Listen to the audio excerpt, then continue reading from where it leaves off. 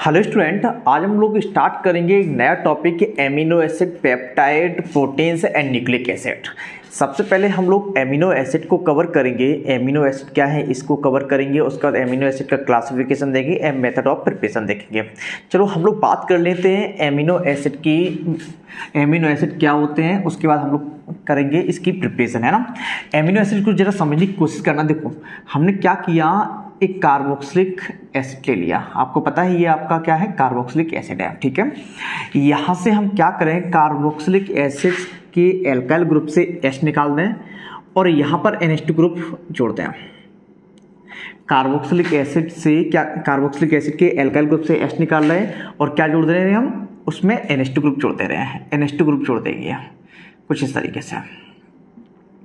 जब हम ऐसा करते हैं तो देखो जरा, ये जो कंपाउंड बनता है इसमें देखो एक एसिड ग्रुप है और एक एमिनो ग्रुप है।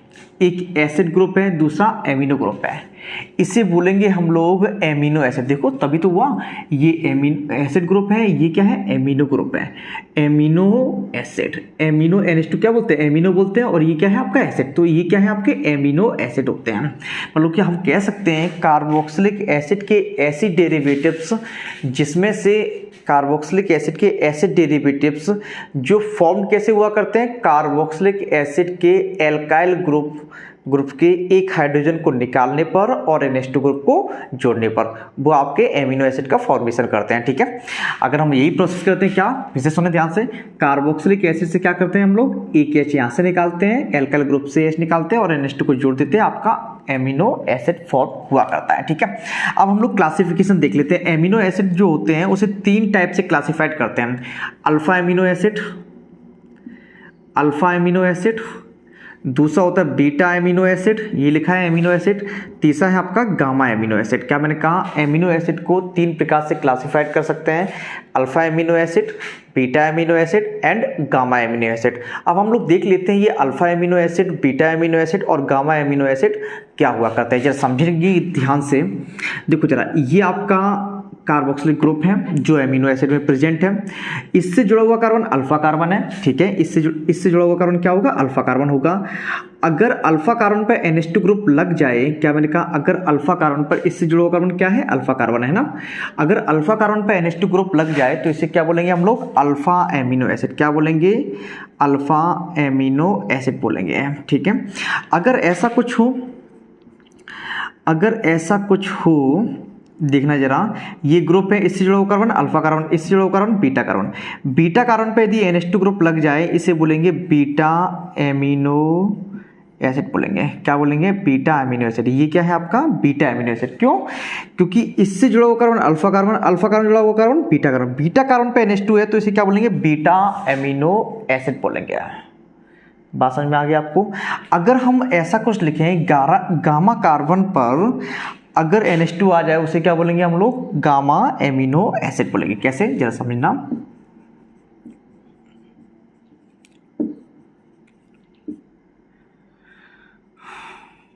देखो ये रहा, ये आपका ग्रुप है, इससे जुड़ा हुआ carbon alpha carbon, alpha carbon जुड़ा हुआ कार्बन बीटा कार्बन, ये क्या है आपका गामा कार्बन। गामा कार्बन पर यदि NH2 ग्रुप है तो उसे क्या बोला करते हैं, गामा एमिनो एसिड बोला करते हैं। बात समझ में आ गई आपको। अल्फा कार्बन कौन सा है, अल्फा कार्बन पे यदि NH2 जुड़ा हुआ है अल्फा एमिनो एसिड, अगर बीटा कार्बन पे NH2 जुड़ा है तो बीटा एमिनो एसिड, अगर गामा कार्बन पे NH2 जुड़ा है तो उसे क्या बोलेंगे हम लोग, गामा एमिनो एसिड बोलेंगे। आप लोग दिख रहा है, यस दिख रहा है। मेरी आवाज़ आ रही है, सही से आ रही है, बस थोड़ी सी तबीयत खराब है। अगर बाई द वे आपको सही से ना आए समझ में तो आप मुझे इस वीडियो के नीचे कमेंट करके बता देना, सर मुझे सही से समझ में नहीं आया, फिर से वीडियो बना दीजिएगा, मैं आपको बना दूंगा, ठीक है। चलिए यहाँ पे देखें, हम आप लोगों ने एमिनो एसिड का क्लासिफिकेशन देख लिया। अब हम लोग एमिनो एसिड की प्रिपरेशन करेंगे। क्या करेंगे, प्रिपरेशन करेंगे, ठीक है। इसे हम मिटा देते हैं, ठीक है, आप लोग नोट कर लीजिएगा। अब हम लोग क्या करेंगे, इसकी प्रिपरेशन देखेंगे। देखो जरा, प्रिपरेशन में नंबर फर्स्ट लिखेंगे गैब्रियल सिंथेसिस। Gabriel synthesis. जैसे समझने की कोशिश करना, गैब्रियल सिंथेसिस में कैसे प्रिपेयर करते हैं। गैब्रियल सिंथेसिस के द्वारा हम लोग एमिनो एसिड को किस तरीके से प्रिपरेशन करते हैं, उसमें रिएक्शन कौन सी इन्वॉल्व होते हैं, उसे समझने की कोशिश करते हैं, है ना। एक मिनट,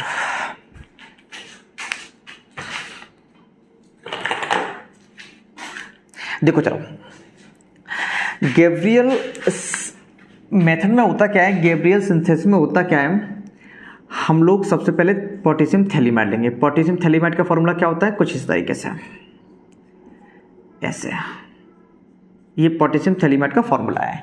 ये कैसे बनता है, जब थैलिक एसिड की रिएक्शन किससे कराते हैं, थैलिक एसिड की रिएक्शन NH3 से कराते हैं, उसके बाद अमोनियम थैलेट बनता है, उसे हीट करते हैं, उसके बाद हाइड्रोजन बॉन्डिंग के थ्रू NH3 निकलता है, उसके बाद बेस से रिएक्शन कराते हैं, तब आपका पोटेशियम थैलीमाइड बनता है। ठीक है, ये कैसे फॉर्म हुआ ये जरूर नहीं है, आपको गैब्रियल थैलीमाइड सिंथेसिस द्वारा एमिनो एसिड कैसे बनेगा ये जरूरी है यहाँ पे, है ना, देखना है क्या कि ये कैसे फॉर्म हुआ।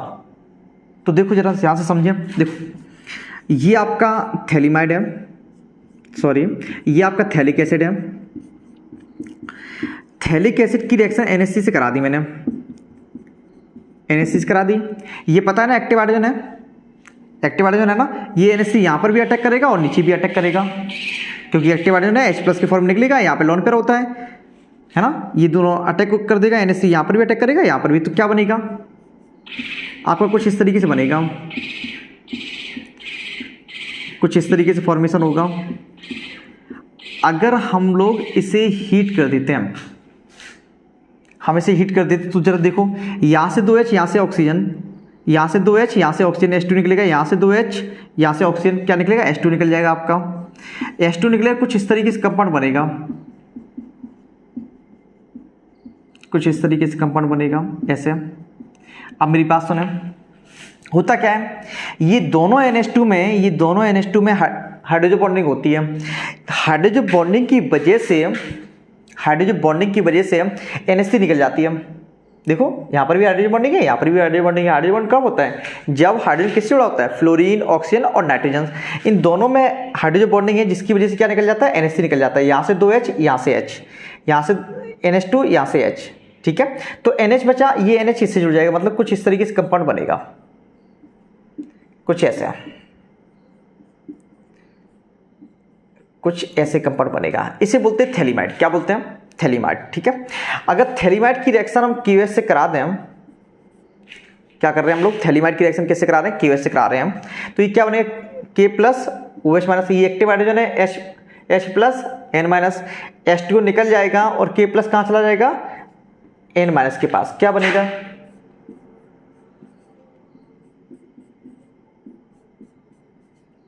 कुछ इस तरीके से। इसे बोलते हैं पोटेशियम थैलीमाइड। क्या बोलते हैं हम लोग, इसे पोटेशियम थैलीमाइड। जो मैंने लिखा है ये क्या है, पोटेशियम थैलीमाइड, ये भी क्या है, पोटेशियम थैलीमाइड। तो पोटेशियम थैलीमाइड का फॉर्मेशन कुछ इस तरीके से हुआ करता है, ठीक है, आप समझ में आ गया होगा, ठीक, पोटेशियम थैलीमाइड। अब हम लोगों को इसे यूज करना है, पोटेशियम थैलीमाइड से गैब्रियल सिंथेसिस में पोटेशियम थैलीमाइड से एमिनो एसिड बनाना है ना। तो इसका तो हमें कोई यूज़ करना नहीं, तो हम लोग इसे मिटा देते हैं। हमने आपको बता दिया किस तरीके से पोटेशियम थैलीमाइड बना करता है ना। देखो जरा, पोटेशियम थैलीमाइड की रिएक्शन जब हम इथाइल क्लोरो एसीटेट से कराते हैं, हम कैसे, इथाइल क्लोरो एसीटेट, इसका फॉर्मूला क्या होता है, इस तरीके से, इथाइल क्लोरो एसीटेट, ये आपका ethyl chloro acetate, ethyl chloro ये क्या है, एसीटेट, इथाइल क्लोरो ये क्या है, एसीटेट, ठीक है। इथाइल क्लोरो एसीटेट से कराते हैं। यहाँ पे देखो, यहाँ पे नेगेटिव, यहाँ पर क्या होगा, पॉजिटिव होगा। K+N पर क्या होगा, पोटेशियम और नाइट्रोजन में किसकी इलेक्ट्रोनेगेटिविटी हाई है, नाइट्रोजन ना, तो यहाँ पे नेगेटिव होगा, यहाँ पे पॉजिटिव होगा, तो KCl निकल जाएगा और N- किससे जुड़ जाएगा, कार्बन से जुड़ जाएगा, है ना। देखो KCl निकल गया, N- किससे जुड़ गया, कार्बन से जुड़ गया। देखो जरा क्या बनेगा, कुछ इस तरीके से कंपाउंड बनेगा,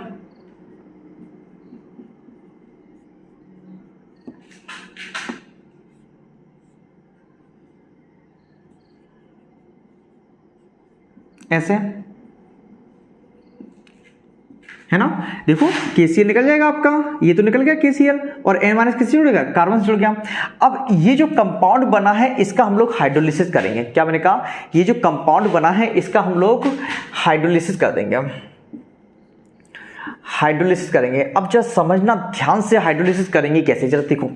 H2 कैसे ब्रेक होता है, H प्लस और OH माइनस, पता है ना H2 कैसे ब्रेक होता है, H प्लस और OH माइनस। जरा समझिए ध्यान से। अब ये बॉन्ड ब्रेकिंग समझो, इस नाइट्रोजन, इस कार्बन और इस नाइट्रोजन में किसकी इलेक्ट्रोनेगेटिविटी हाई है, नाइट्रोजन की ना। तो नाइट्रोजन की अगर इलेक्ट्रोनेगेटिविटी हाई है, ये वाला बॉन्ड किधर क्यों शिफ्ट होगा, नाइट्रोजन की ओर ना। तो यहाँ पे क्या आएगा, नेगेटिव आएगा, और इस कार्बन पे क्या आएगा, पॉजिटिव आएगा। समझना ध्यान से। इसी तरीके से इस कार्बन और इस नाइट्रोजन में किसकी इलेक्ट्रोनेगेटिविटी हाई है, नाइट्रोजन की हाई है, यहाँ पे नेगेटिव होगा, इस पर क्या आएगा, पॉजिटिव आएगा। बात समझ में आ गई आपको। कार्बन और नाइट्रोजन किसकी इलेक्ट्रोनेगेटिविटी हाई है, नाइट्रोजन की ना। तो नेगेटिव किस पे आएगा, नाइट्रोजन पे ना। कार्बन पे क्या आएगा, पॉजिटिव आएगा। इसी तरीके से कार्बन पे पॉजिटिव आएगा, नाइट्रोजन पे क्या आएगा, नेगेटिव आएगा। ठीक है, तो हम इसे मिटा देते हैं। आपको पता है नाइट्रोजन पे क्या आएगा, नेगेटिव आएगा, और कार्बन पे क्या आएगा, पॉजिटिव आएगा। ठीक है, H2O में H प्लस और OH माइनस है, तो हम लोग इसे ऐसे ब्रेक कर देते हैं, ऐसे ऐसे ऐसे दिखा देते हैं। OH कहाँ जाएगा, कार्बन के पास जाएगा। ठीक है, OH कहाँ, कार्बन के पास जाएगा, और H कहाँ जाएगा, नाइट्रोजन के पास जाएगा। OH क्यों जाएगा, OH कार्बन के पास, क्योंकि OH माइनस है, और कार्बन पे क्या आया था, पॉजिटिव आया था, इसलिए कार्बन से जुड़ जाएगा माइनस वाला, कार्बन से जुड़ जाएगा माइनस वाला। ठीक है, और नाइट्रोजन के पास H प्लस क्यों जाएगा, क्योंकि नाइट्रोजन के पास क्या है, नाइट्रोजन के पास नेगेटिव था ना, इसलिए H प्लस नाइट्रोजन के पास चला जाएगा। बात समझ में आ गई ना आपको। मैंने क्या बोला था, H2 कैसे टूटता है, H प्लस OH माइनस। यहाँ पे भी मैंने बताया था बॉन्ड ब्रेकिंग करके, यहाँ पर पॉजिटिव हुआ करता है, यहाँ पर नेगेटिव हुआ है, इसलिए OH माइनस किससे जुड़ जाएगा, इस कार्बन से जुड़ जाएगा। ठीक है, चलो ध्यान से समझिए, ध्यान से देखो, कुछ इस तरीके से। अब बनेगा क्या, और थोड़ा इधर और सुन लें ध्यान से। ये आपका क्या है, एस्टर है। एस्टर का भी हाइड्रोलिसिस हो जाता है, कैसे, ये यहाँ से ब्रेक हो जाता है। इस कार्बन में, इस ऑक्सीजन में किसकी इलेक्ट्रोनेगेटिविटी हाई है, ऑक्सीजन की ना। तो यहाँ पे नेगेटिव होगा, यहाँ पे क्या आएगा, पॉजिटिव आएगा, इसलिए H प्लस यहाँ पे जाएगा और OH माइनस यहाँ पे जाएगा। H प्लस कहाँ, यहाँ पर, और OH माइनस कहाँ चला जाएगा, CO के पास। ठीक है, यहाँ पे OH होगा और यहाँ पे क्या आएगा, H आएगा। तो बताओ जरा निकलेगा क्या, C2H5OH निकल जाएगा आपका, C2H5OH निकल गया आपका, ये वाला निकल गया C2H5OH। उसका और क्या बनेगा, देखो थैलिक एसिड बनता है यहाँ पे, देखो CO तो था ही और OH और जुड़ गया, देखो COOH है ना, उसके बाद CO था, OH और जुड़ गया, COOH। ये क्या बन गया आपका, थैलिक एसिड है, ये क्या है आपका, थैलिक एसिड। उसके बाद देखो जरा और क्या बना, यहाँ पे NH2 बन जाएगा ये, और CH2COOH है। देखो CO और OH जब हमने हाइड्रोलिसिस किया उसका, NH2 CH2COOH है ना, NH2 CH2COOH है। आपको यहाँ पे दिख रहा है, अच्छे से दिख रहा है। यहाँ पे देखिए, फिर से ध्यान से देखो, ध्यान से देखे, देखो ये पोटेशियम थैलिमाइड है। पोटेशियम थैलिमाइड की रिएक्शन हम लोग कराएंगे इथाइल क्लोरो एसीटेट से, क्लोरो एसीटेट से। ठीक है, तो होगा क्या, K plus Cl minus KCl निकल जाएगा, N माइनस इस कार्बन से जुड़ जाएगा, ये वाला कंपाउंड बना। अब हम लोग इसका हाइड्रोलिसिस करेंगे। हाइड्रोलिसिस का मतलब क्या, H प्लस OH माइनस, या फिर H OH में ब्रेक कर दिया, ये वाला बॉन्ड यहाँ से टूटता है, यहाँ पे क्या आएगा, पॉजिटिव आएगा, जिसकी वजह से H2 का जो OH माइनस होगा इस कार्बन जुड़ेगा जाके, और यहाँ पे क्या आएगा, नेगेटिव आएगा, जिसकी वजह से H2 का H प्लस जो होगा नाइट्रोजन जुड़ेगा। इसी तरीके से OH यहाँ पे जुड़ेगा, N यहाँ पे जुड़ेगा, OH यहाँ पे जुड़ेगा और H यहाँ पे जुड़ेगा, है ना। तो बताओ NH2 हो जाएगा, ये NH2 ये हो गया, उसका CH2, देखो NH2 ये NH2 ये, उसका CH2 उसके बाद CO था ही, जब ने इसका हाइड्रोलिसिस किया तो C2H5OH निकल गया और OH यहाँ पे जुड़ गया। देखो बात समझ में आ गई होगी, आसान सी है। ठीक है, तो ये होती है आपकी गैब्रियल थैलिमाइड सिंथेसिस या फिर गैब्रियल सिंथेसिस, जिसके द्वारा हम लोग एमिनो एसिड की प्रिपरेशन इजीली कर सकते हैं। क्लियर हो गया। अब हम लोग नेक्स्ट मेथड पे चलते हैं। अब हम लोग पढ़ेंगे स्ट्रेकर मेथड, स्ट्रेकर सिंथेसिस। ये भी बहुत ज़्यादा मोस्ट एक्शन है, आपके एग्जाम में आ जाया करती है। स्ट्रेकर सिंथेसिस के बारे में बताइए। नेक्स्ट सेकंड मेथड कौन सा पढ़ेंगे, Straker synthesis. Straker synthesis, Straker synthesis. अब हम लोग स्ट्रेकर सिंथेसिस के बारे में बात करते हैं ना। स्टेरस सिंथेसिस में होता क्या है, एल्डिहाइड से हम लोग एमिनो एसिड का फॉर्मेशन करते हैं। जरा समझना ध्यान से कैसे करते हैं। ये आपका एल्डिहाइड है, समझना, ये आपका क्या है, एल्डिहाइड है, ठीक है। हम लोग इस पर HCN की रिएक्शन कराते हैं। HCN कैसे ब्रेक होता है, H+ और CN- पता है आपको। ये ऊपर क्योंकि ऑक्सीजन की इलेक्ट्रोनेगेटिविटी हाई होती है, कार्बन की लो होती है, तो पाई बॉन्ड किधर ट्रांसफर होगा, ऑक्सीजन की ओर। यहाँ पे नेगेटिव होगा, यहाँ पर पॉजिटिव। CN- कहाँ जाएगा, कार्बन से जाएगा, H+ कहाँ जाएगा, ऑक्सीजन के पास जाएगा। क्या बनेगा, RC और OH, उसका CN यहाँ पे होगा। उसके बाद देखो जरा, H+ कहाँ गया, ऑक्सीजन के पास गया, तो OH हो जाएगा। यहाँ पे पॉजिटिव आएगा, यहाँ पे नेगेटिव आएगा, H+ ऑक्सीजन पे गया और CN- कहाँ जाएगा, कार्बन के पास, तो H यहाँ पे आ जाएगा। कोई दिक्कत नहीं इसमें। चलिए यहाँ पे देखो NH3 के साथ रिएक्शन कराते हैं। NH3 को हम ऐसे ले सकते हैं ना, लिख सकते हैं। चलिए 1 मिनट रुकना, ऐसे लिखते हैं हम लोग, लिख सकते हैं, कोई दिक्कत नहीं। NH3 तो है, तो इसका निकलता क्या है, H2 रिमूव होता है। यहाँ से OH निकलता है, यहाँ से H निकलता है, यहाँ से OH और यहाँ से H। NH2 यहाँ पे इस कार्बन पे शिफ्ट होता है, तो क्या होगा आपका, जरा समझिए, RC NH2 यहाँ पे, यहाँ से OH, यहाँ से H, क्या निकल गया आपका, H2 निकल गया। NH2 इस कार्बन से लगता है, हमने उस NH2 को नीचे रिप्रेजेंट कर दिया, ठीक है। उसका क्या है आपका, CN है, यहाँ पर CN है, देखो H2 निकल जाएगा और NH2 यहाँ पर जुड़ जाएगा, ठीक है। उसके बाद हम लोग क्या करते हैं, इसका हाइड्रोलिसिस कर देते हैं इन एसिडिक मीडियम। और आपको ये पता है CN का कभी भी हाइड्रोलिसिस करते हैं, जैसे आपने ये रिएक्शन पढ़ी है, CN ऑन हाइड्रोलिसिस। CN का यदि हाइड्रोलिसिस करते हैं तो तुरंत ही कन्वर्ट होता है CnCOOH में और अमोनिया बाहर निकल जाती है। CN कहाँ कन्वर्ट होता है, COOH में। जैसे मिथाइल साइनाइड का यदि हम लोग हाइड्रोलिसिस करते हैं तो क्या बनता है आपका, एसिटिक एसिड बना करते हैं। जैसे एक और एग्जांपल लें, जैसे इसका हाइड्रोलिसिस करें हम लोग तो तुरंत ही आपका क्या बनेगा, बेंजोइक एसिड बनेगा। कहने का मतलब ये है, अगर CN ग्रुप का कभी भी हाइड्रोलिसिस करेंगे वो कहाँ कन्वर्ट हो जाता है, जाके COOH ग्रुप में कन्वर्ट हो जाता है, ठीक है। इसका अगर हम हाइड्रोलिसिस करेंगे तो क्या बनेगा, इसका हम लोग हाइड्रोलिसिस करेंगे तो क्या बन जाएगा आपका, ये आपका एमिनो एसिड का फॉर्मेशन हो जाया करता है, ठीक है। देखो CN कहाँ कन्वर्ट हो जाएगा, COOH में। एक COOH है और NH2 ग्रुप भी है, तो आपका एमिनो एसिड का फॉर्मेशन हो जाया करता है। मेरी बात सुने ध्यान से। देखो स्टेरस सिंथेसिस में करते क्या है हम लोग, स्टेरस सिंथेसिस में हम लोग एल्डिहाइड से एमिनो एसिड में कन्वर्जन करते हैं। क्या मैंने कहा, एल्डिहाइड से एमिनो एसिड में, स्टेरस सिंथेसिस में एल्डिहाइड से एमिनो एसिड बनाते हैं, ठीक है। अब इसमें करते क्या है, एल्डिहाइड की सबसे पहले रिएक्शन कराएंगे HCN से और क्या बनाएंगे, साइनोहाइड्रिन बनाएंगे। साइनोहाइड्रिन एक ही कारण पे OH और CN होते हैं, उसे क्या बोला करते हैं हम लोग, साइनोहाइड्रिन बोला करते हैं, ठीक है। तो सबसे पहले एल्डिहाइड की HCN से रिएक्शन कराई मैंने, क्या बन गया आपका, साइनोहाइड्रिन बन गया। साइनोहाइड्रिन की आप लोग NH3 के साथ रिएक्शन कराएंगे तो NH2 ग्रुप इस कार्बन पे जुड़ जाता है। उसके बाद जैसे ही हम इसका हाइड्रोलिसिस करेंगे तो क्या बन जाएगा आपका, एमिनो एसिड का फॉर्मेशन हो जाया करता है। ये मैंने आपको समझाया था कि CN जो होता है ऑन हाइड्रोलिसिस किस में कन्वर्ट हो जाता है, COOH में कन्वर्ट हो जाया करता है, ठीक है। इतनी बात समझ में आ गई होगी। आपको 2 मेथड आप लोग कवर कर चुके हैं, Gabriel phthalimide synthesis and Straker synthesis. अब हम लोग नेक्स्ट मेथड को कवर करेंगे, कूप सिंथेसिस। एमिनो एसिड के फॉर्मेशन की नेक्स्ट जो मेथड है जो आपके एग्जाम में आ जाया करती है, कूप सिंथेसिस। क्या, कूप सिंथेसिस।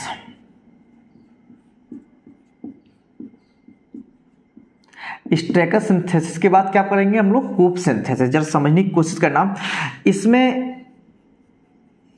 इसमें हम लोग यूज करेंगे अल्फा कीटो कार्बोक्सिलिक एसिड का। ये क्या है, अल्फा कीटो एसिड का। ये क्या है, कार्बोक्सिलिक ग्रुप है ना, इससे जुड़ा हुआ कार्बन अल्फा कार्बन होता है ना। अल्फा कार्बन पर कीटो ग्रुप है, इसलिए इसमें क्या यूज करेंगे, अल्फा कीटो कार्बोक्सिलिक एसिड या फिर अल्फा कीटो एसिड का यूज करेंगे। अल्फा कीटो एसिड की जब हम अमोनिया से रिएक्शन कराते हैं तो होता क्या है, ये H2 आपका बाहर निकल जाता है। इस सेकेंड ईयर में सारी रिएक्शन कवर किया आपने। क्या हो जाएगा, H2 बाहर निकल गया। अब ये NH जो होगा इस कार्बन के साथ, क्योंकि डबल बॉन्ड, कार्बन के डबल बॉन्ड निकल रहा है, तो NH भी क्या करेगा, कार्बन से डबल बॉन्ड बनाएगा। तो किस तरीके से फॉर्मेशन होगा, CH3CCOOH, कार्बन डबल बॉन्ड क्या बनाएगा, NH बन जाएगा। ये क्या है, अल्फा कीटो एसिड है, ये अल्फा कीटो एसिड है। अब बताओ जरा, हमें एमिनो एसिड चाहिए, इसका आप लोग क्या करें, रिडक्शन करते हैं H2PD से। जब हम लोग H2PD से रिडक्शन करेंगे ये पाई बॉन्ड ब्रेक होगा, ये जो पाई बॉन्ड है आपका ब्रेक हो जाएगा, एक एच यहाँ पर, एक एच यहाँ पे आएगा, बनेगा क्या जैसे समझें, CH3 CH NH2 और COOH। मेरी बात समझना ध्यान से, ये एसिड है, इससे जुड़ा हुआ कार्बन अल्फा कार्बन है ना, अल्फा कार्बन पे NH2 है, इसलिए इसे क्या बोलेंगे, अल्फा एमिनो एसिड बोलेंगे। बात समझ में आ गई आपको, क्या बोलेंगे इसे, अल्फा एमिनो एसिड बोलेंगे। फिर से सुने, ग्रुप सिंथेसिस में करते क्या है हम लोग अल्फा कीटो एसिड से एमिनो एसिड का फॉर्मेशन करते हैं। अल्फा कीटो एसिड की सबसे पहले NH3 के साथ रिएक्शन कराएंगे, इमीन का फॉर्मेशन कर लेंगे, इस पर्टिकुलर कंपाउंड को इमीन बोला करते हैं, ठीक है। जैसे ही हम लोग इसका फॉर्मेशन कर लिया तो H2Ni से हम लोग इस ग्रुप को रिड्यूस कर देंगे और आपका क्या बन जाएगा, एमिनो एसिड का फॉर्मेशन हो जाएगा, ठीक है। बात समझ में आ गई होगी। तो आज हम लोग इतना ही पढ़ेंगे। क्या आज हम लोगों ने पढ़ा, सबसे पहले एमिनो एसिड क्या होते हैं इसे हम लोगों ने देखा, उसके बाद इसका क्लासिफिकेशन देखा, उसके बाद इसकी प्रिपरेशन को कवर किया। प्रिपरेशन में हम लोगों ने 3 मेथड पढ़े हैं, 3 सिंथेसिस पढ़े हैं जो आपके एग्जाम के पॉइंट ऑफ व्यू से बहुत ज़्यादा मोस्ट होते हैं और इन्हीं में से आते हैं। कौन कौन से सिंथेसिस पढ़े हैं, गैब्रियल थैलीमाइड सिंथेसिस या फिर गैब्रियल सिंथेसिस है ना। दूसरा पढ़ा है हम लोगों ने स्ट्रेकर सिंथेसिस एंड तीसरा पढ़ा है हम लोगों ने कूप सिंथेसिस को पढ़ा है, ठीक है। अब नेक्स्ट लेक्चर में हम लोग chemical properties of amino acid को कवर करेंगे। केमिकल प्रॉपर्टीज के साथ साथ हम लोग एमिनो एसिड की फिजिकल प्रॉपर्टीज को कवर करेंगे। मिलते हैं नेक्स्ट लेक्चर में।